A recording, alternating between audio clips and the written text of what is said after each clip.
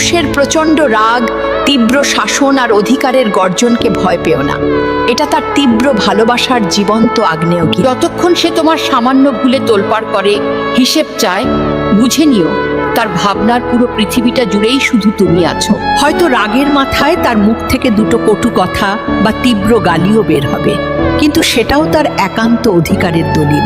আসল ভয়টা সেই দিন পেও যেদিন এই উত্তাল সমুদ্রটা শান্ত হয়ে যাবে, তোমার কোনো কিছুতেই তার কিছু আসবে যাবে না। পুরুষের নীরবতা সম্মতির লক্ষণ নয়, এটা তোমার প্রতি তার জমে থাকা সব আবেগ, মায়া আর অধিকারবোধের মৃত্যুর ঘোষণা। যখন একজন পুরুষ তোমার সামনে শান্ত আর স্থির হয়ে যায়, বুঝে নিও তুমি তাকে শুধু হারাওনি, তাকে জীবন্ত লাশ বানিয়ে দিয়েছো। ঝগড়া করা মানুষটার কাছে ফিরে আসা যায়, কিন্তু চুপ হয়ে যাওয়া মানুষটা তোমাকে তার পৃথিবী থেকে চিরতরে নির্বাসন দেয়।